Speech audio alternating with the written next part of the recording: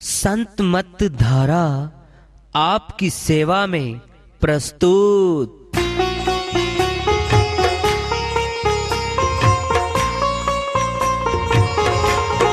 जो चाहता है प्रभु प्यारा वो आओ संत मत धारा। भक्ति भेद बता कर सारा वो कर दे भव के पारा। जो चाहता है प्रभु प्यारा वो आओ संत मत धारा। भक्ति भेद बता कर सारा वो कर दे भव के पारा। जो चाहता है प्रभु प्यारा।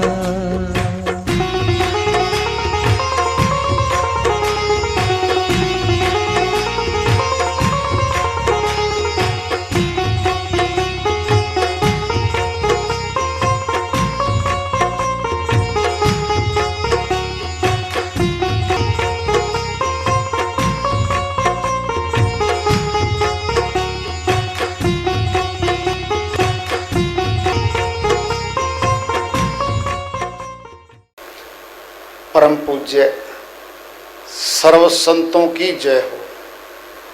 सतनाम साहेब।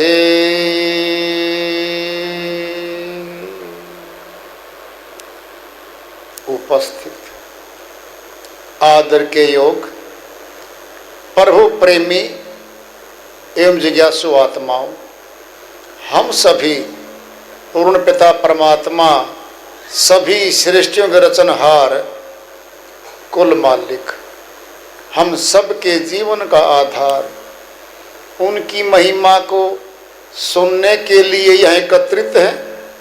मेरी सभी से अर्ज है कि मैं कोई जगत गुरु नहीं, महाराज नहीं, मंडलेश्वर नहीं, मैं केवल सभी संतों की चरणों की धूल हूँ और आपका सेवक हूँ।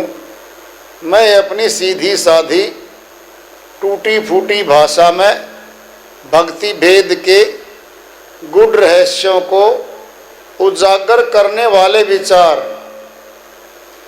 आपके समक्ष रख रहा हूँ। यदि अच्छे लगे अपनाएं, नहीं तो गैर जरूरी समझकर विसार दें। शब्द की तीन चाल है।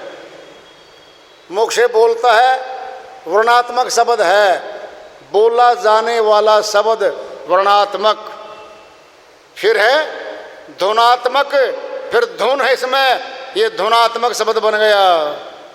शक्ति ज़्यादा है धुन में, धुनात्मक शब्द में वर्णात्मक से शक्ति ज़्यादा है। फिर है विदेही शब्द, साउंडलेस, उसमें फिर आवाज नहीं है। वह है संतों का सर्वोच्च कोटि का ज्ञान और ध्यान, अमर लोक पहुंचाने का मार्ग वहां से प्रशस्त होता है।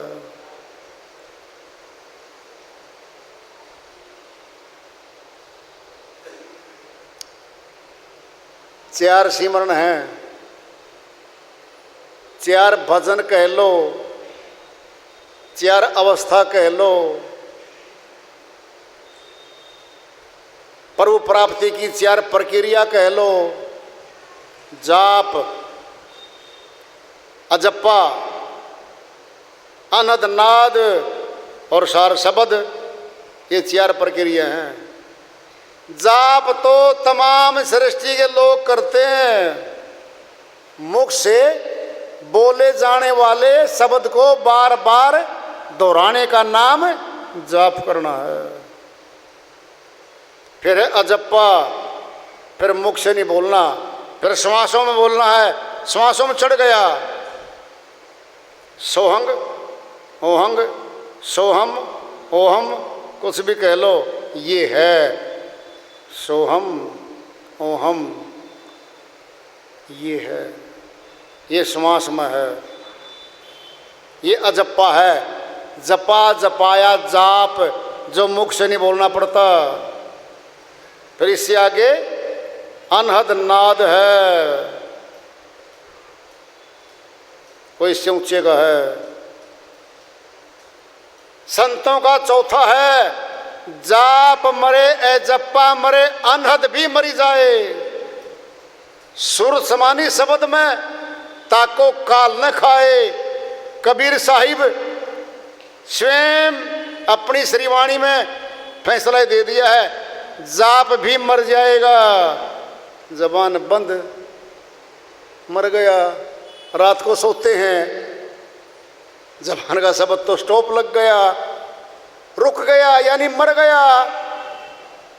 अजप्पा भी मर जाता है।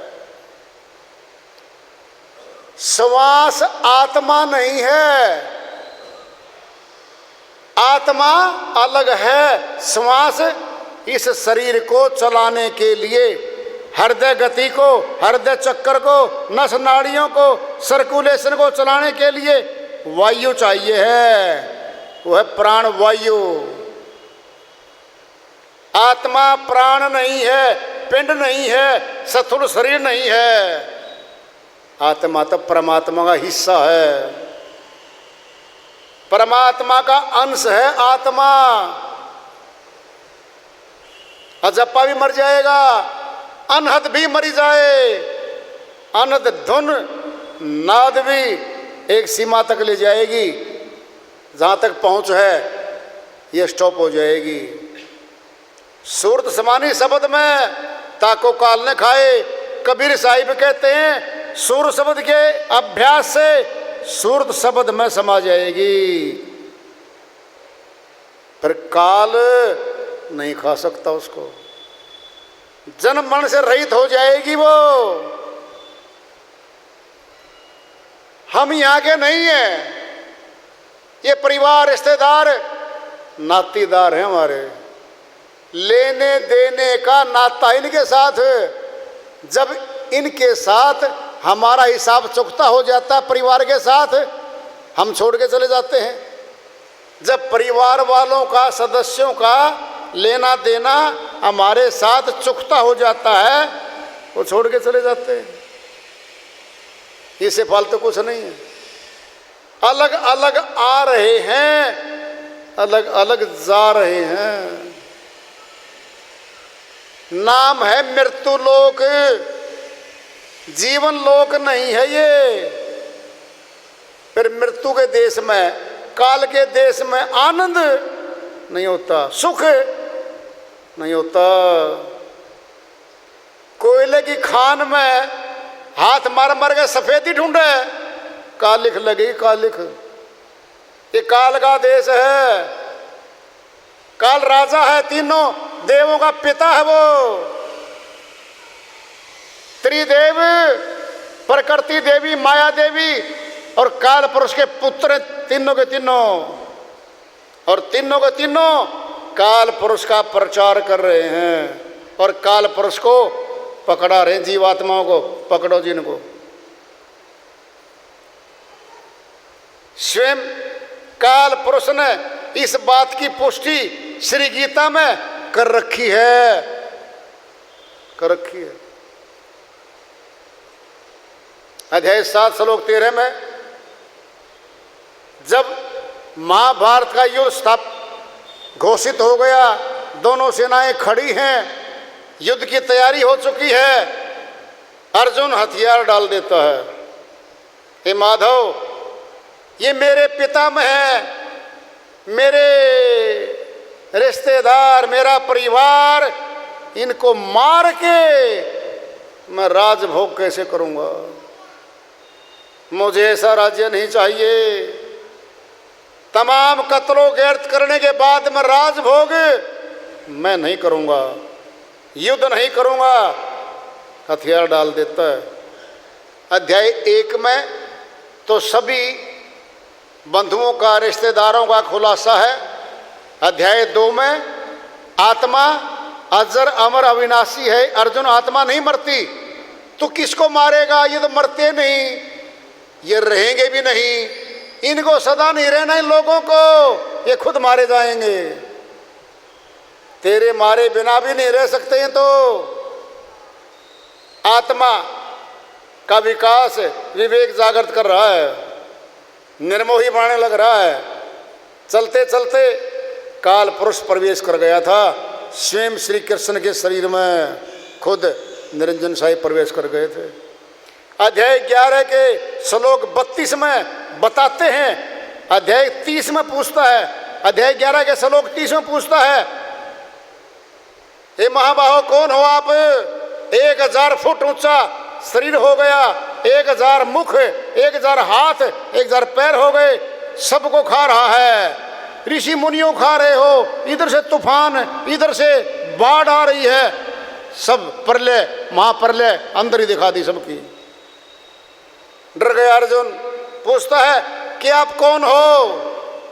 अध्याय 11 श्लोक 32 में जवाब देता है, मैं ही काल हूं। हे अर्जुन, मैं ही काल हूं, समस्त लोगों का विनाश करने के लिए प्रवृत्त होता हूं। काल के 3 पुत्र हैं, ब्रह्मा विष्णु महेश। बोलते हैं त्रिभी गुणमय भाव ए भी सर्वमिदं जगत मोहितम नाभिजानाति माम एभे परम एवं।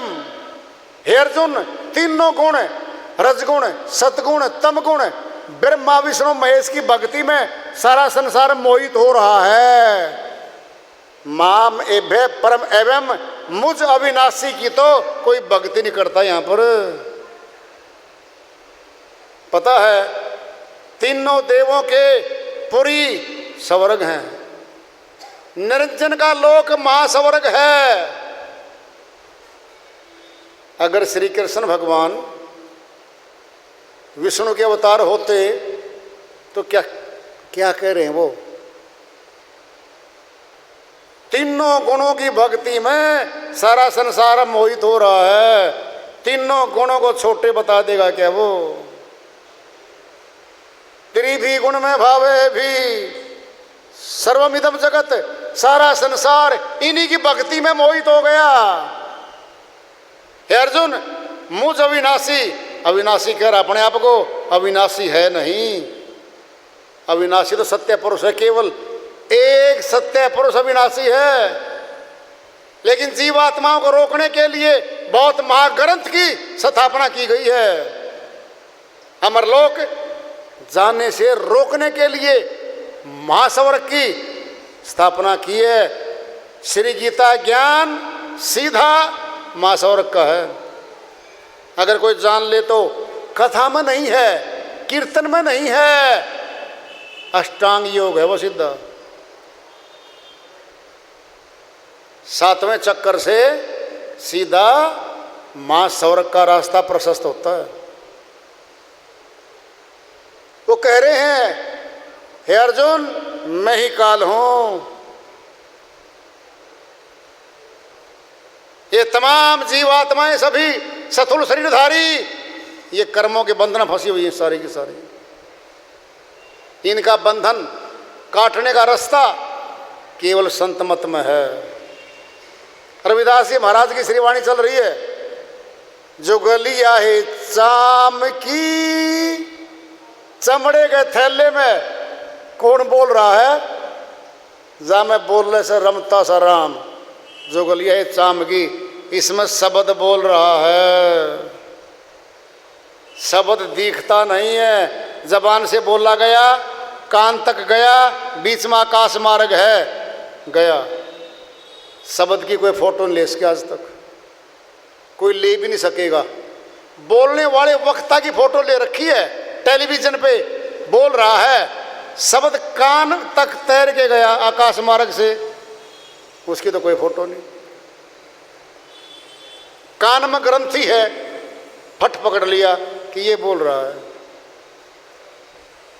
जो बीच में मार्ग था, शब्द तैर के गया, उसकी तो कोई फोटो नहीं। ये है सूक्ष्म मार्ग, यह है संतों का मार्ग, महीन मार्ग है। कह रहे वो, चाम ही की गाय बनी है, चाम का लवारा। चाम नीचे चाम चुंग है, चाम दुहावन हारा। रविदास जी महाराज कहते गाय भी चमड़े की है भाई, इसके नीचे चमड़े का बच्चा है, बछड़ा, वो चूंग रहा है, और धोने वाला, दूध निकालने वाला भी चमड़े का है, और चमड़े का बैठ के नीचे दूध धू रहा है, बाल्टी भी चमड़े की है, दूध भी चमड़े का है, चमड़ा चमड़े को पी रहा है, खा रहा है। सारी काया चमड़े की, धरती तक चमड़े की बता दी, आकाश बता दिया, फिर धरती पर पैदा होने वाली सब्जियां, अनाज चमड़े का तो ये काया चमड़े की है, तमाम सब्जियां, तमाम फल, तमाम अनाज क्या है? चमड़ा। चमड़ा चमड़े को खा रहा है, माया माया को खा रही है। पांचों तत्व माया है। चाम ही का ऊंट बना है, चाम का नगाड़ा, चाम ऊपर चाम बैठा, चाम बजावन हारा। रविदास जी महाराज कहते जिस ऊंट पे बैठ के ये अलकारा आवाज दे रहा ना नगाड़ा मार के, लोगों सुनो, पहले ऊंटों पे, घोड़ों पे, बड़े बड़े उन पे हलकारा राजा का, किसी अफसर का वो देता था, मुनादी करता था वो, और नगाड़ा बजाता था वो, आवाज़ थी बहुत ऊंची उसमें। कहता ये भी चमड़े का है, और चमड़े वाला इंसान चमड़े का बैठा, और चाम बजावन हारा, जो नगाड़ा बजा बजा के बोल रहा है ना, लोगों सुनो, वो भी चमड़े का ही है। चाम ही की धरती बनी है, चाम का आकाशा, ये आगे पांचों तत्व, जमीन से आकाश तक पांचों तत्व भी नाशवान हैं। चमड़े का अर्थ क्या है? नाशवान, जिसने खत्म हो जाना है। बड़ी बात बोलेंगे आखिर में, कहें रविदास सुनो भाई साधो, कौन चाम से न्यारा? बता दो लोगों, इस चाम से न्यारा कौन है इस धरती पर? जितने शरीर दिख रहे हैं मनुष्य, सारे चमड़े का शरीर लेके बैठे, और जो कोई हो चाम से न्यारा सोई गुरु हमारा। पर कौन सा गुरु बनेगा?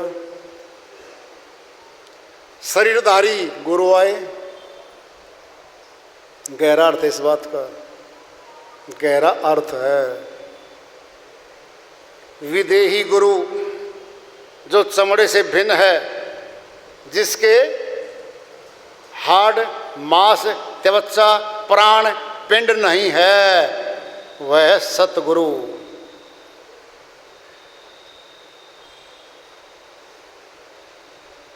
हाड़ चाम जिसका नहीं है, वह गुरु को खोजे। झूठे गुरु मर मर गए, सिरधर अपने बोझ। यारी जी महाराज संत मत के संत हुए हैं, गुलाब नाथ भी संत मत में हुए हैं, जीता दास भी सीम हुए हैं। जीता दास जी सदगुरु हैं, गीसा संत जी महाराज बहुत हुए हैं। क्या कह रहे हैं वो? हाड़ चाम का तन जिसका नहीं है, वो है मेरा गुरु, वो है अविनाशी गुरु, जिसका नाश नहीं होता, जो पांचों तत्वों से बाहर है। वह है नूरी गुरु। देदारी ते पूछ ले, नूरी गुरु है। और जब तक नूरी मिले नहीं, लगना ठिकाने ठोर। ताराचंद जी महाराज दिनोद माए संत मत के संत हुए हैं, बहुत ऊंचे संत हुए हैं। वह कह रहे हैं देदारी गुरु से पूछ ले, नूरी गुरु है। और नूरी गुरु तो कोई और है, सत रखेंगे। जब तक नूरी मिले नहीं, लगे ना ठिकाने ठोर। ठिकाने कौन लगावेगा? देदारी गुरु तो रह गया, अब कौन जाएगा आगे आत्मा के साथ? नूरी गुरु जाएगा। कौन है वो? सूक्ष्म गुरु है। गुरु किया देह का, सूक्ष्म चिन्ह नाही, भव सागर की धार में फिर गोता खाही। कबीर साहिब कहते हैं भाई देहधारी गुरु तो कर लिया, सूक्ष्म गुरु तो नहीं देखा, सूक्ष्म गुरु को तो देखा ही नहीं। सूक्ष्म नहीं चिन्ह, फिर भव सागर की धार में फिर गोता खाही, फिर आना और जाना बना रहेगा। रविदास जी महाराज कह रहे हैं भाई मेरा गुरु तो सतगुरु है। सतगुरु वो है जो पांचों तत्वों से बाहर है, जो विनाश में नहीं आता। वो है नूरी गुरु, सूक्ष्म गुरु, खेवटिया गुरु, गगन गुरु, है काया गुरु। भिन्न भिन्न शब्दों में बोल रखा संतों ने। संत एक है सारे के सारे, बाकी अनेकता में है। जो कोई होई चाम से न्यारा सोई गुरु हमारा, इस देही से न्यारा कोई है वो मेरा गुरु है। अगर रविदास जी महाराज की शिक्षा पे ज्ञान पे चलना है तो ध्यान भी उसी का चाहिएगा। हम जिसका ध्यान करते हैं उसका ज्ञान हो जाता है। हमने ध्यान किया, गाय देख ली, अब ज्ञान हो गया। लिखेंगे हम एक गाय होती है, उसका रंग सफ़ेद है, 4 पैर हैं, 2 कान हैं, 2 सींग हैं, 4 थन हैं, इतनी लंबी है, इतनी ऊंची है। ये ज्ञान है। पहले ध्यान पे गए थे हम। ध्यान मैंने देखना। पहले गाय को देख लिया, ध्यान कर लिया, अब लिख दिया, ये ज्ञान हो गया। ज्ञान से ऊंचा ध्यान होता है, ध्यान के बाद ज्ञान आता है। इसीलिए संत गए सीधे ध्यान पे।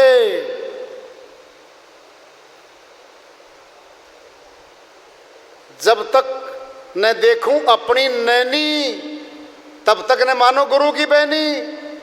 कबीर साहिब कहते जब तक अपनी आंखों से नहीं देख लूंगा मैं गुरु की बात पर विश्वास नहीं करूंगा। वो दिखता है, नेत्र तीसरा चाहिए। ये 2 आंखें तो सबका लगी हुई हैं, अगर इनसे दिखता ना तो फिर सभी देख लेते, क्या दिक्कत थी। वह है तीसरा नेत्र। भेदी गुरु जानता है, वही खोलता है।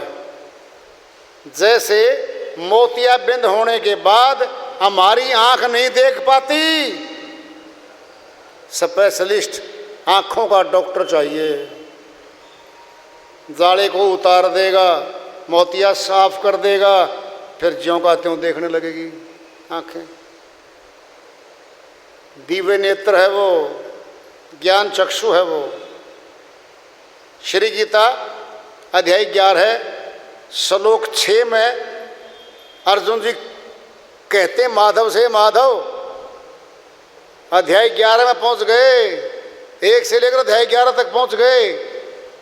हे माधव, यदि आप ऐसा मानते हो कि मैं आपके अविनाशी रूप का दर्शन करने योग्य हूं तो कृपा करके अब दर्शन करवा दो। अध्याय 11 श्लोक 8 में श्री कृष्ण भगवान फरमाते हैं, न तुमा शक्य से दृष्टु मने ने सब चक्षुषा दिव्यम ददामि ते चक्षु पश्चिम योगमेश्वरम।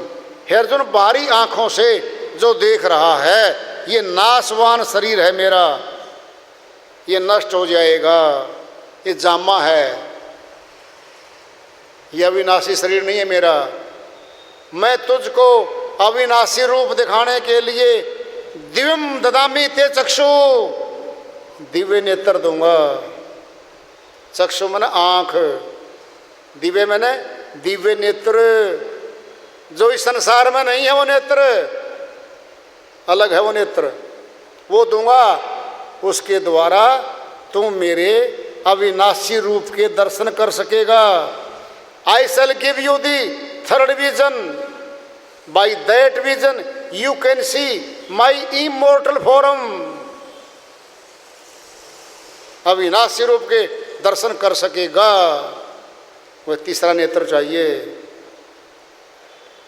दो आंखें बाहर की संसार को देख रही हैं, वह नेत्र तीसरा है। आज्ञा चक्कर में खुलता है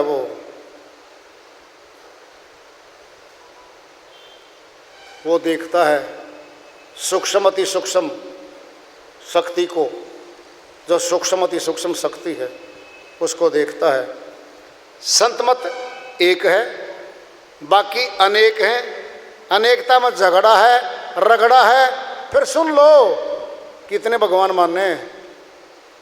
दृष्टांत लोगे, हमारा तो एक पिता, शरीर का दो है ही नहीं, एक पिता हमारा तो।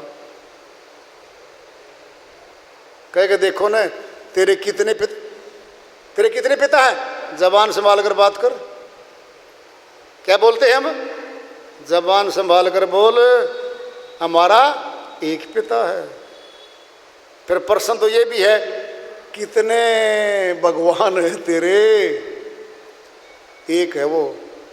अगर एक प्रभु है, एक परमात्मा है, फिर अनेक रास्ते कैसे?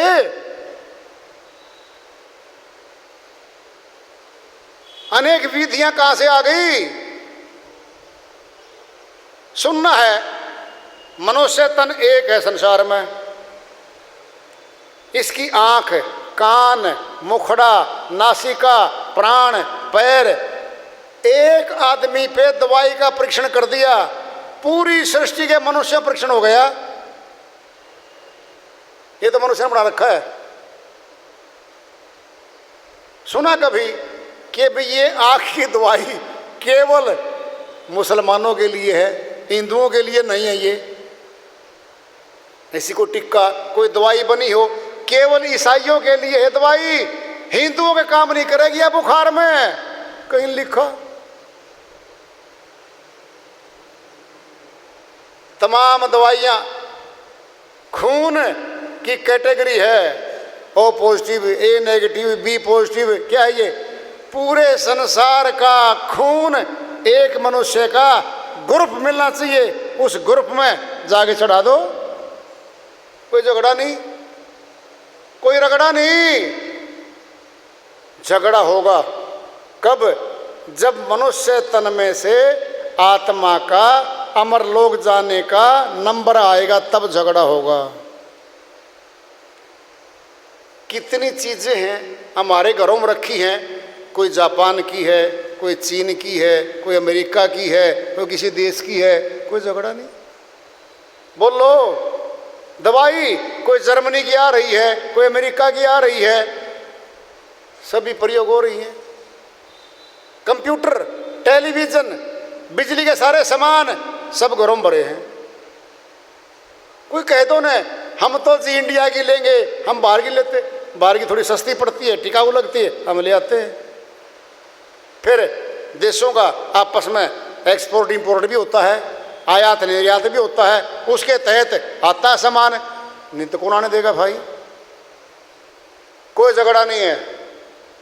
मेडिकल साइंस में, दवाइयों में कोई झगड़ा नहीं। पढ़ाइयों में, इंजीनियरिंग चाहे इंडिया में कर लो चाहे अमेरिका में कर लो, कोई झगड़ा नहीं। डॉक्टरिया कोर्स इंडिया में करो, रूस में करो, अमेरिका में करो, कोई झगड़ा नहीं। झगड़ा होगा अब जब आत्मा का यहाँ से निकलने का मौका आएगा, तब। अब क्या है भाई? अब भक्ति करेंगे जी। कौन सी भक्ति करोगे? कहता ये तो नया प्रश्न पैदा हो गया। कौन सी भक्ति करोगे?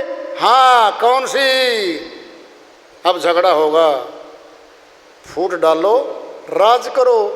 ये काल पुरुष की नीति थी, ये मनुष्य ने अपना ली। काल ने अपने प्रचारक भेज दिए जीव आत्माओं को रोकने के लिए। इनको रोक दो, नहीं आना चाहिए कोई अमरलोक में,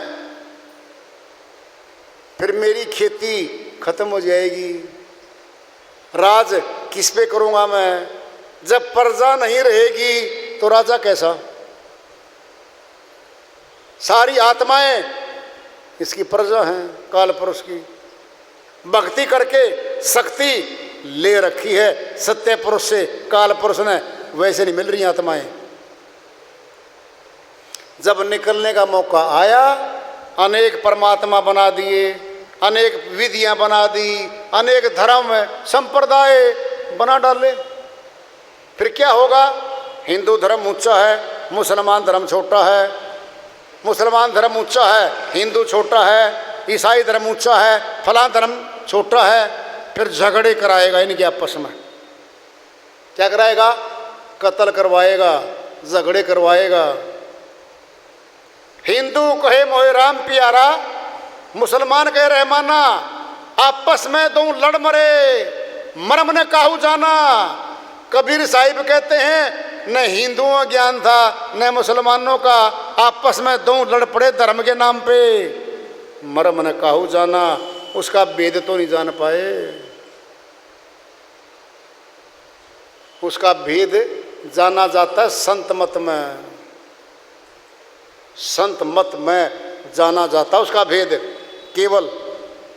अन्य में भिन्न भिन्न शाखाएं हैं, भिन्न भिन्न पद्धतियां हैं और कठिन योग है। बड़े बड़े मंत्रों का जाप है, कठिन कठिन भाषाएं हैं। हम सीखने लगे 20 वर्ष लग जाएंगे, उन भाषाओं में पारंगत नहीं हो सकते। फिर भाषा का गुलाम नहीं है परमात्मा का नाम, किसी देश का गुलाम नहीं है, किसी पुस्तक का गुलाम नहीं है। वो भक्ति स्वतंत्र सकल सुख खानी, बिन सत्संग नहीं पावई प्राणी। भक्ति तो आजाद है, किसी भाषा की गुलाम नहीं, किसी देश की गुलाम नहीं, किसी मंत्र की गुलाम नहीं है। वो तो आजाद है, वो तो सकल सुख खानी, सभी सुखों की खान है। वो सुख देने वाली है, आत्मिक सुख। सबसे बड़ा सुख है आत्मिक सुख। मनुष्य तन का असली उद्देश्य प्रभु प्राप्ति है।